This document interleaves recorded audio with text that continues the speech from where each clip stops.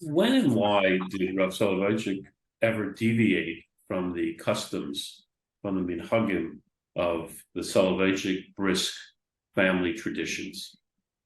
Yeah, so generally speaking, the Rav's traditions, you could see it in his own davening in terms of Nusach, which basically hailed from the Vilna Gaon, who inspired the Yeshiva of Volozhin, which ultimately inspires the two great Rabbanim of Brisk. One was the Rav's great-grandfather, Rabbi Yosef Dov Ber, the Rav's namesake, who was the Rosh Yeshiva, parallel co-Rosh Yeshiva with the Netziv of Volozhin at the Volozhin Yeshiva, then to become Rav of Brisk, and his son, Rav Chaim Soloveitchik, and his son, of course, the Rav Velvel, Yitzchak Zev, Rav Velvel Soloveitchik. So they have the tradition from Volozhin / the Vilna Gaon. And most of their practices were in conformity with their tradition. However, the Rav was not locked into anything if sometimes circumstance may have changed that deserved some type of alteration. I speak about it with regard to the very well-known tradition of the Vilna Gaon not to go to graveside visitations, even on a yahrzeit of a parent, which is strange because I think it's so commonplace that the year of the death of a parent, people do a graveside visitation and sometimes bring a minyan and say a Kaddish there and so on.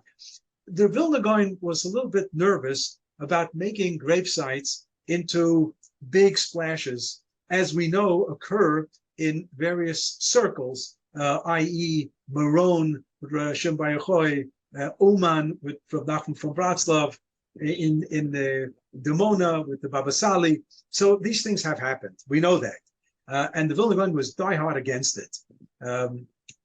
So to the extreme, not to make any graveside visitations. After the funeral of a parent, you go home and that's it, finish. You sit Shiva, you get over the Avelut. After a year, you don't go back. But the Rav had that minhag until 1967. What happened was his wife passed away in 67. And after his wife's passing, the Rav did something that, in his own words, was obsessive behavior. He went to the graveside of his wife's kever every single Friday for years. And he would say Kaddish every davening for his wife.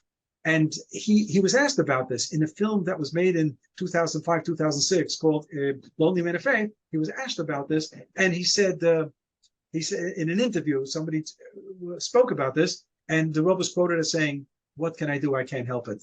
The connection between the Rav and his wife was such, her death was such a crushing blow to him, it was hard for him to part. And therefore, he just went back. And I mentioned this to Rav Shechter, my great Rabbi Rav Shechter, in his books on the Rav. And the first one was published just a year after the Rav passed away in 1994, Nefesh HaRav, where he writes that the Rav did not make graveside visitations in conformity with the Vilna Gaon's opinion.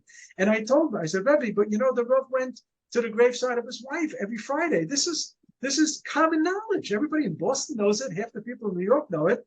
So, and furthermore, in 1975, the Rav asked me to take him to a Brooklyn cemetery to the gravesite of his father on the 3rd of Shvat for the yahrzeit. So Rav Shechter said, well, apparently after the Rebbitzin died, he changed his custom. Okay. So I told Rav Shechter, we have to change it. So Rav Shechter threw it back to me. He says, okay, you know what? You write it up and change it. So I did. And I wrote in the book, Rav Shechter wrote the beautiful bracha at the beginning of the book, and I spoke to him about it. He said, absolutely right, you set the record straight, and the Rav changed his minhag on this. There's no question about it, because of circumstance. But there was another interesting case. The Rav gave a shir in memory of his father on the 3rd of Shvat, which he would do for years.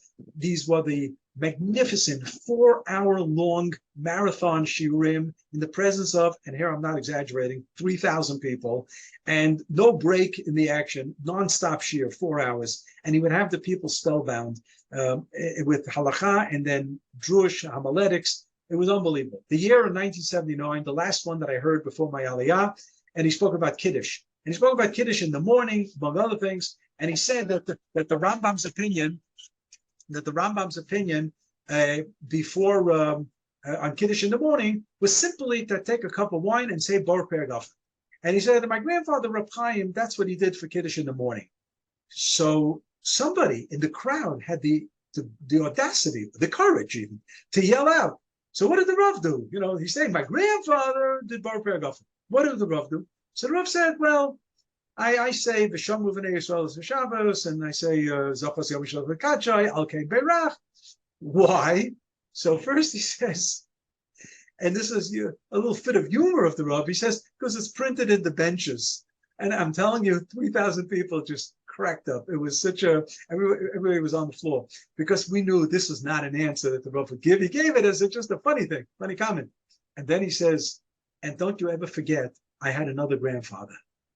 And that was very important, because the Rav grew up in his maternal grandfather's home by the Feinsteins, by Rav Elia Feinstein in the town of Pruzhan. And as a little boy, he heard his grandfather, Rav Elia Feinstein, who was an uncle of Rav Moshe Feinstein, say Kiddush in the morning. This is what he remembers from Kiddush as a child. He grew up on that. So later on in life, he hears that his grandfather in Brisk, Rav Soloveitchik, does it like the Rambam, just saying Bar Paragofen.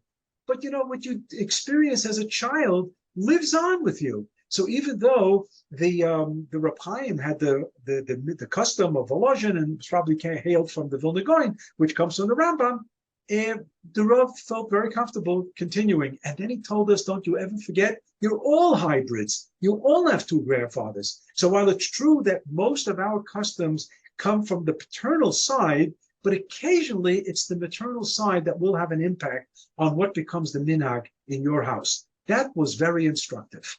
Don't forget, you also have another grandfather.